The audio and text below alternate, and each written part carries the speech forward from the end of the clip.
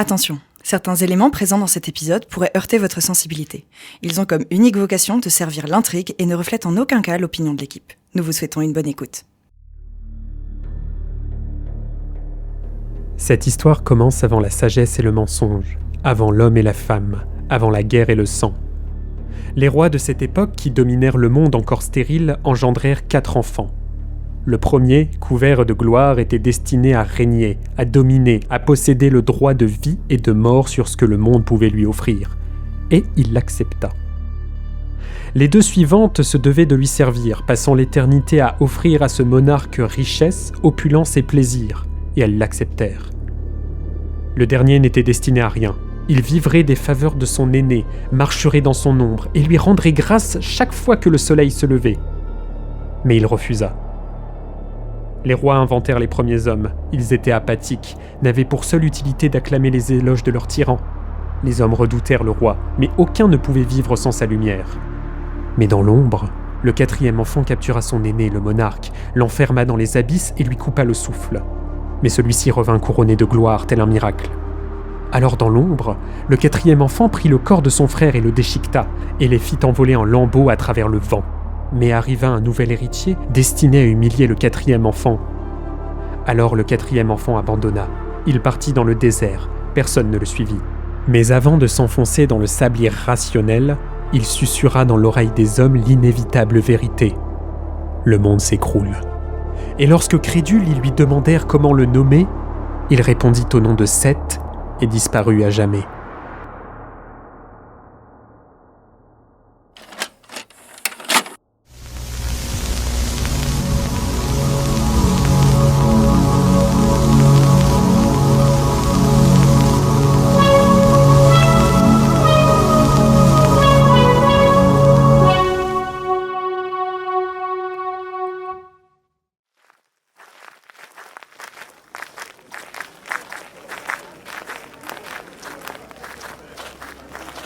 Place de la Réunion, en fin de matinée.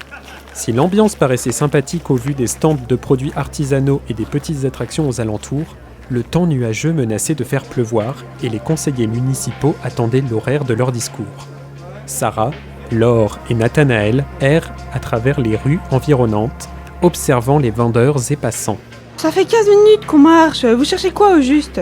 C'est la 3e fois qu'on passe devant le 20 Amersfoort. Je vous rappelle que j'ai posé un RTT, on devrait parler aux gens. Oui, ça m'a l'air judicieux de dire à quelqu'un dans la rue « Bonjour, vous faites partie d'une société secrète meurtrière ?» Il faudrait qu'on trouve quelque chose au moins. Toi aussi, tu t'y mets? Vous êtes bien des enfants de Bourges, C'est bon Sarah, on a compris. La folle qu'on avait vue dans la rue avait parlé d'une remise de médaille pour Victor Sagan lors du discours du maire. Il faut qu'on aille écouter.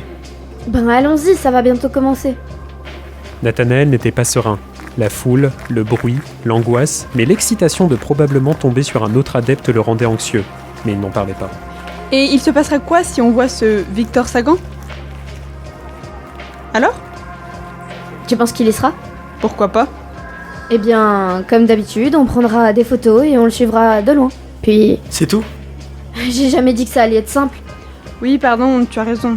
En tout cas, j'espère ne pas me retrouver devant un monstre à nouveau. Le trio se met à quelques mètres de l'estrade, placée devant l'hôtel de ville. Des bureaucrates et politiciens montèrent d'un air officiel. Ça y est, est-ce qu'il est parmi eux? Difficile à dire, regardez bien. Les haut-parleurs grésillèrent lorsque le maire commença son discours. Il clama des banalités sur les valeurs de la République, puis plusieurs minutes d'autocongratulation. Enfin, il se tourna vers les autres personnes debout sur l'estrade. Je remercie particulièrement les organisateurs de cette fête et les vendeurs nous permettant de profiter de ce moment de convivialité en ces temps qui s'assombrissent. Mais je suis surtout reconnaissant envers un cher ami qui ne tarissait pas de créativité et d'intelligence sur l'activité de notre ville. Mon ami Victor Sagan qui, malheureusement, n'a pas pu nous accompagner aujourd'hui. Merde! Néanmoins, la secrétaire des 7 bonnes vertus ici présente a pu le remplacer. Et nous allons la décorer en guise de remerciement pour toutes ses actions. Mais pourquoi ils applaudissent? On ne sait même pas de qui on parle. Attends. Le maire recula et la secrétaire s'approcha du pupitre. Elle énonça à son tour des banalités, puis s'auto-congratula et remercia une fois de plus Victor Sagan. Mais je la connais, c'est la même qui m'a parlé dans la rue. Nous devons tenir bon, face aux barbares, aux délinquants, aux sauvages. Nous devons préserver la civilisation et l'humanité. Notre association et moi-même demandons à ce que vous soyez charitables. Veillez à nous faire des dons, car notre combat n'est pas fini. Chaque jour, nous gagnons contre les menteurs et les parasites. Chaque jour, nous avançons dans un monde d'une lumière blanche. Nathanaël écoutait attentivement la secrétaire. Son discours lui faisait froid dans le dos. Jusqu'où iraient ces cinglés, se disait-il. Il tourna la tête, mystérieusement attiré par l'entrée de l'hôtel de ville, et aperçut un homme chauve y rentrer. En l'espace d'un instant, son sang ne fit qu'un tour. Il n'avait pas vu son visage, mais la vision de sa silhouette lui donnait la nausée. Un coup de jus traversait son corps de bas en haut. Cette sensation était trop forte. Sarah. Attends, Non, c'est important. comment ça? Tu as vu quoi? Quelqu'un. Qui? Je ne sais pas. Qu'est-ce qu'il y a alors? Je ne sais pas. J'ai senti quelque chose en le voyant. Il faut qu'on le suive. Il est entré dans l'hôtel de ville. Mais il est fermé. Sarah, je crois qu'il faut absolument qu'on aille le voir. Je ne sais pas pourquoi, mais il le faut. D'accord, je te fais confiance. Sarah fit signe alors de les suivre. Ils avancèrent timidement vers l'hôtel de ville derrière l'estrade, craignant un arrêt de la part d'agents de sécurité, mais voilà qu'ils rentrent sans aucune opposition. Tout le monde regardait l'orateur et son micro. Ah, il fait plutôt chaud ici. Moins fort. Tu as eu ce que tu voulais, maintenant on évite de se faire remarquer. Mais c'est désert. Raison de plus. J'ai vu quelqu'un de louche y rentrer. Laure observa l'exposition se trouvant dès l'entrée. Le musée historique de la ville commençait à se développer. Seulement quelqu'un de louche? Je crois que c'est un peu exagéré. J'ai fait l'erreur de ne pas prendre au sérieux nos doutes. On ne peut rien laisser au hasard maintenant. On a vu des choses dépassant la logique. Si Nathanaël a une intuition, on ne doit pas la négliger. Laure leva les yeux au ciel en se retournant. Elle aidait de bon cœur son amie d'enfance, mais elle était bien exaspérée de se prendre l'énervement des autres. Essayez de trouver une porte, quoi que ce soit où il a pu s'aventurer. Voyons, que ferait un illuminé dans un musée historique? La peur que ressentait Nathanaël ne faisait que monter. Il lui était difficile de rester calme. Il s'isola plus loin dans une autre salle, mais il sentit une forte pression sur sa tête. Les panneaux d'exposition semblaient tanguer. C'était cet homme qui lui faisait ça, il en était sûr. Il devait le trouver, peu importe son état, même sous intuition. Il voulait faire du mal à cette personne, à se venger sur lui. Mais c'est le fils de Monsieur Warren! Tu ressembles tellement à ton père. Nathanaël s'immobilisa. La voix de l'homme estompa son malaise. Il se retourna lentement et aperçut de près l'homme qui le fascinait. Grand, chauve et habillé d'une toge rouge. Nathanaël, tu vas bien? Nathanaël. C'est un prénom bien prétentieux, tu trouves pas? Le bras gauche de l'inconnu était dénudé. Nathanaël concentra son regard et ce fut encore le serpent couronné qui y était tatoué. L'inconnu resta sur place, mais de sa main droite sortit une dague.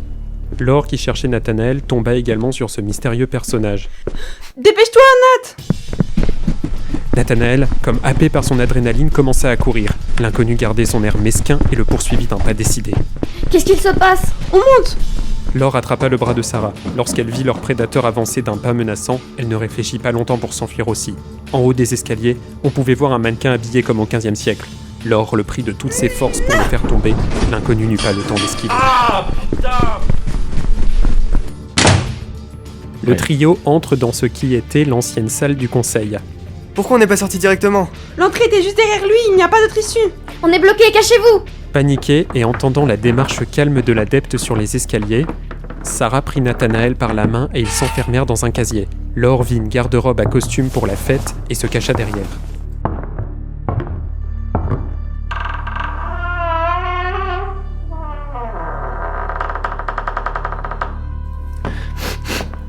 Je sens le sel, je sens le sang, je sens la peur.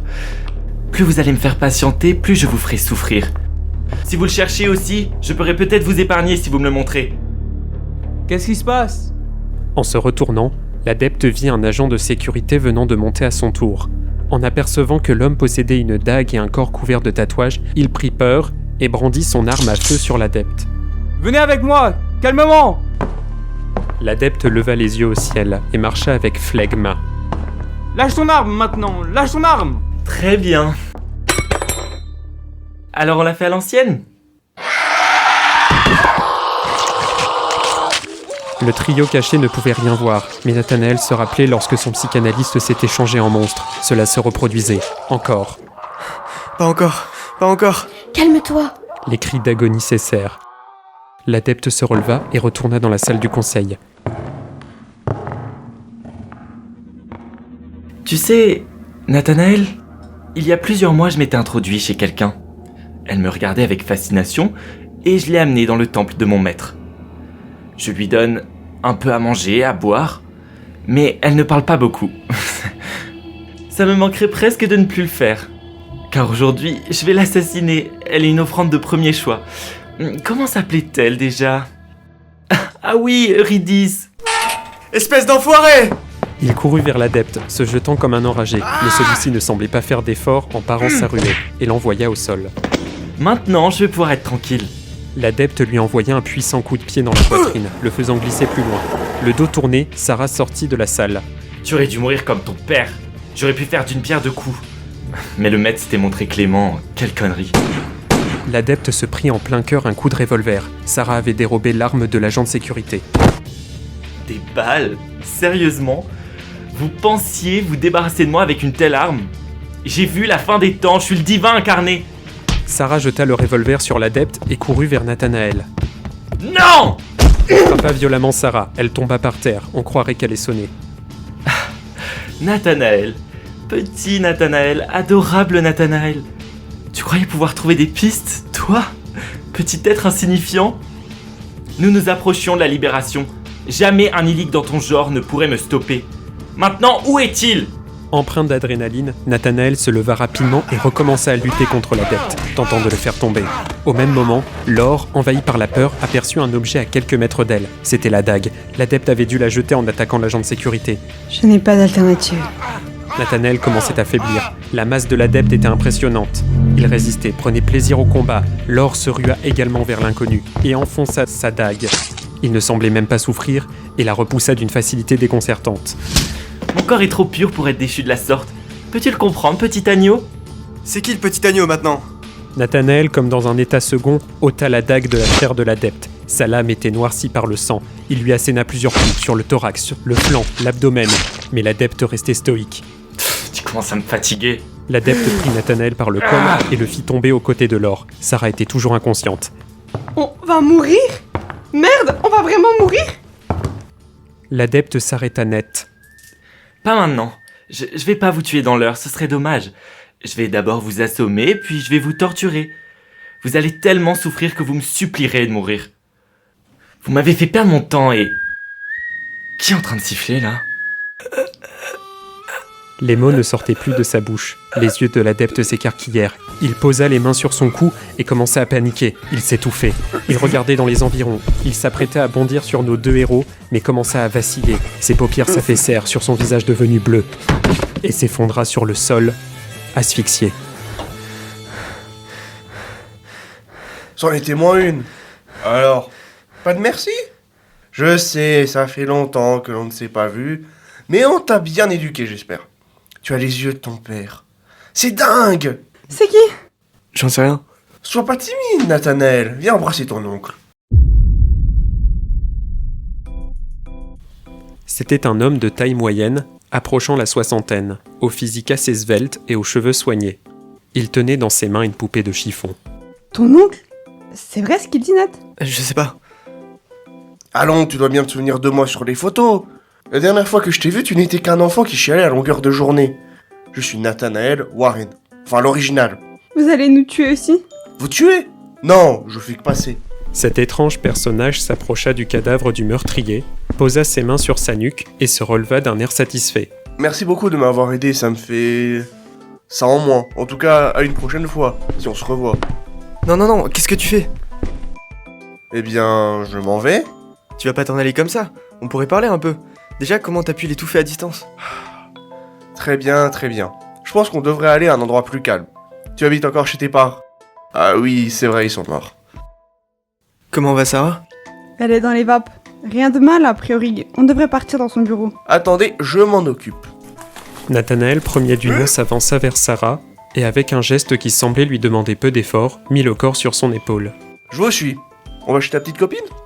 Ah, non, enfin, c'est pas que... disons, je suis intéressé ailleurs. Laure leva un sourcil. Voir son ami prendre un air fanfaron après l'horreur qu'il venait de vivre l'intriguait. En sortant de la salle, Laure pointa du doigt le corps inerte du gardien, sauvagement attaqué par le monstre. Et lui, vous pouvez lui faire quelque chose? Je crains qu'on ne peut rien faire. Laissons au moins à sa famille le privilège d'avoir le corps. Qu'est-ce que tu fais, Laure ? Laure retourna dans la salle du conseil, mit quelque chose dans son sac, puis se redirigea vers le groupe. J'arrive. C'était qui ce type ? Comment peut-il être aussi nonchalant devant de telles horreurs ? Ce furent les premières pensées qui atteignirent l'esprit de Laure.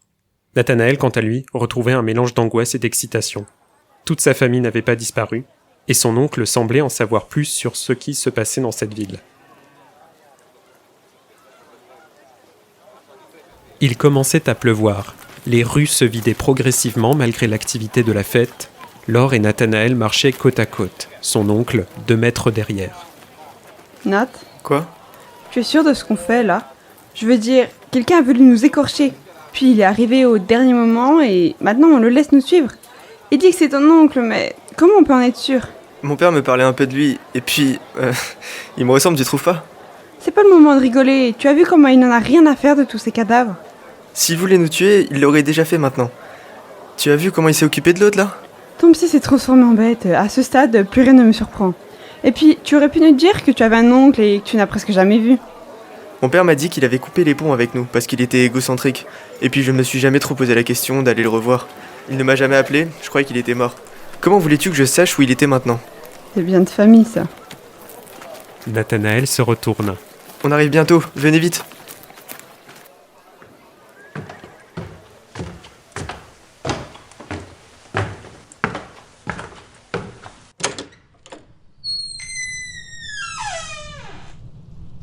C'est d'un bordel.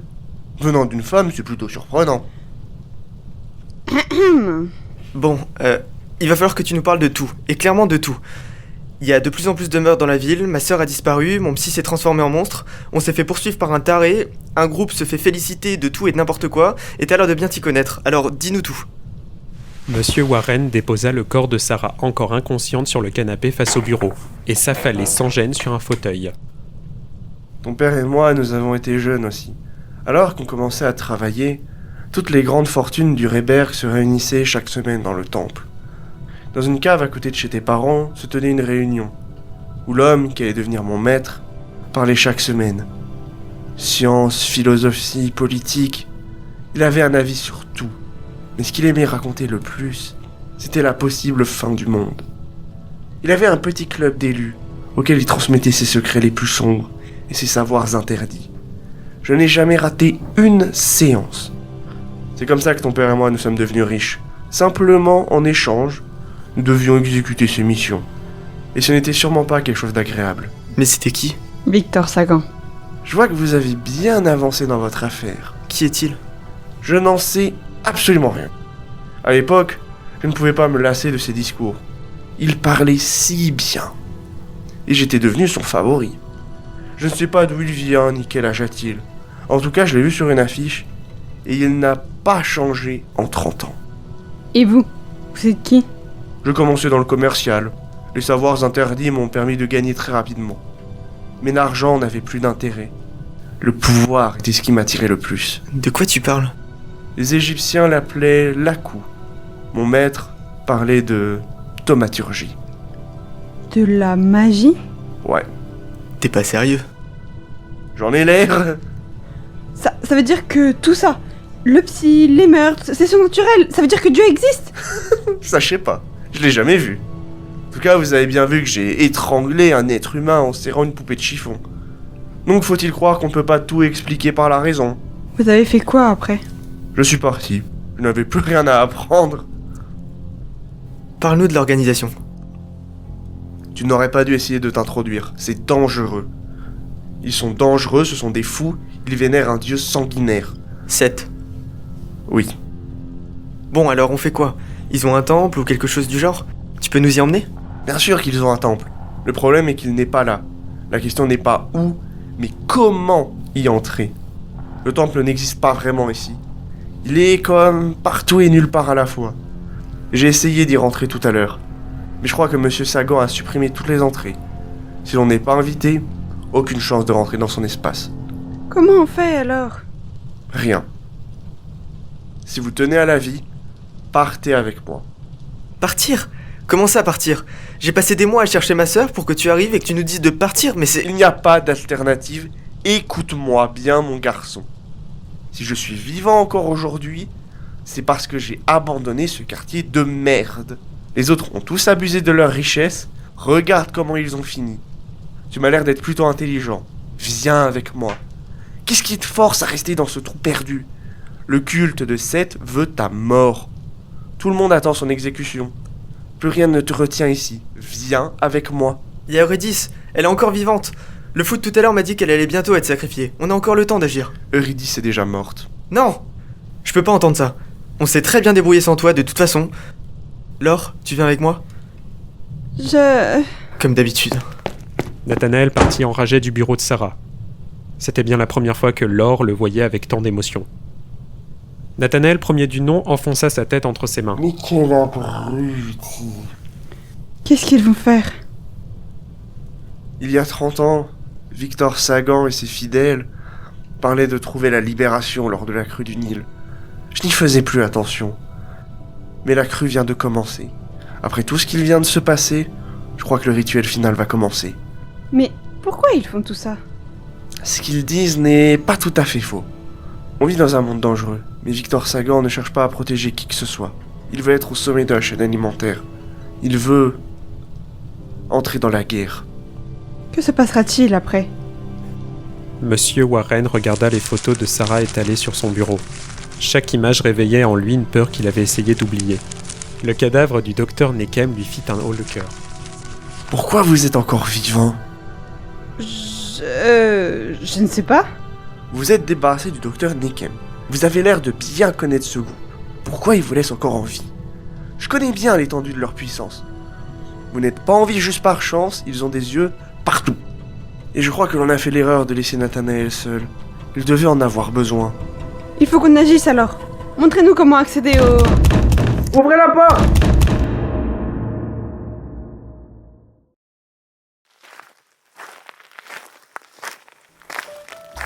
18h40. Nathanaël avance d'un pas hésitant. Il découvre le lieu. Voilà plus d'une dizaine d'années que ses parents étaient morts. Et pour la première fois, il se recueillit devant leur tombe. Bonjour papa. J'ai enfin décidé de te voir. Il ne s'est pas passé grand-chose en 10 ans. Je n'ai pas fait d'études prestigieuses comme tu le voulais. Je n'ai pas continué à habiter au Rehberg comme tu le voulais. Mais j'en ai appris plus sur toi. Et je ne sais plus trop quoi en penser. Tu nous as caché tout ce temps ce que tu faisais. Tu as toujours été dur avec moi. Tu m'as laissé tout ce temps avec le docteur Nekem qui était un monstre déguisé.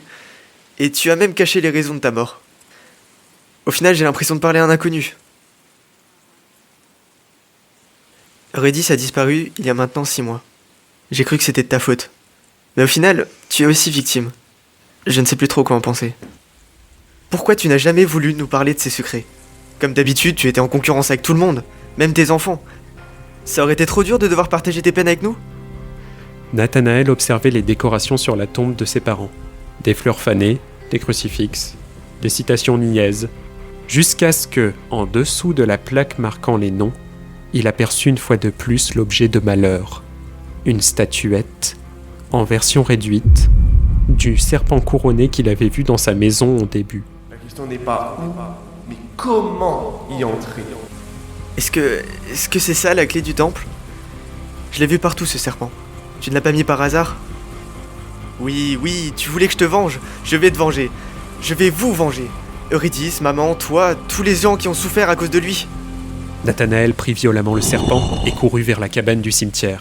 Si son oncle disait vrai, toutes les portes pourraient suffire. Il prit une pelle couchée devant la cabane et serra fort le serpent. Il espérait de tout cœur que cela marche. Cela devait marcher. Sinon, ce serait trop tard.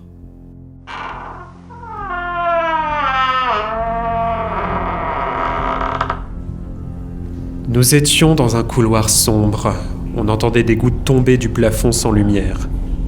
Après plusieurs mètres parcourus, nous étions sûrs de ne plus être dans la cabane. Au bout du couloir scintillait une lumière. Nathanaël se mit à courir. Arrivé au bout, il me rejoignit dans une salle gigantesque, ornée de colonnes, de gradins, de torches. Il se croyait presque dans une église et fut impressionné par l'énergie que dégageait cet autel en marbre noir, trônant fièrement au milieu de la place. Quelqu'un arrivait. Nathanaël se cacha entre deux bancs.